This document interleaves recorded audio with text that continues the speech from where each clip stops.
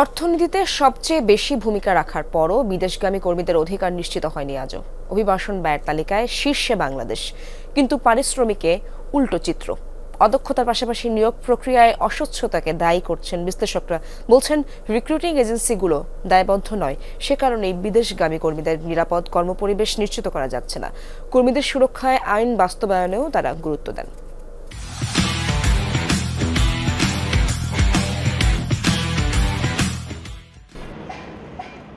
ভাগ্য বদলের আশায় বিদেশে পাড়ি জমিয়েছেন প্রায় 1.5 কোটি বাংলাদেশি। দেশের উন্নয়নে বড় অবদানও রাখছেন প্রবাসীরা। তাদের পাঠানো রেমিটেন্সের উপর ভর করেই শক্তিশালী অবস্থানে দেশের অর্থনীতি। নানা সংকটের মধ্যেও সুখবর অভিবাসন খাতে। করোনার পর বেড়েছে বিদেশে কর্মী যাওয়ার সংখ্যা, সাথে প্রবাসী আয়। রাজনৈতিক অস্থিরতা এবং অনিশ্চয়তার মধ্যেও চলতি বছরের 11 মাসে বিদেশে কর্মসংস্থান হয়েছে 9 লাখের বেশি। মাসে গড়ে $2 বিলিয়ন উপরে এসেছে রেমিটেন্স।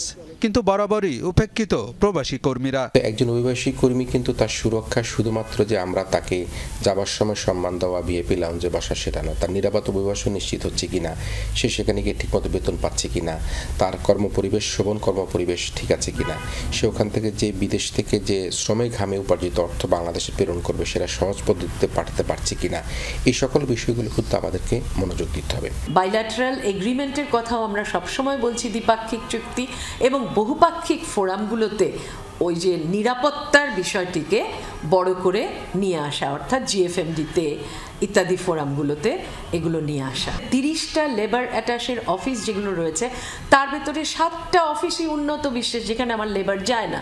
এইগুলো ওখান থেকে উইথড্র করে একেবারে সোজা যেখানে আমার লেবার মাইগ্রেন্ট যায় সেখানে নিয়ে চলে আসার জন্য। বিদেশে যেতে সবচেয়ে বেশি অর্থ খরচ করতে হয় বাংলাদেশিদের।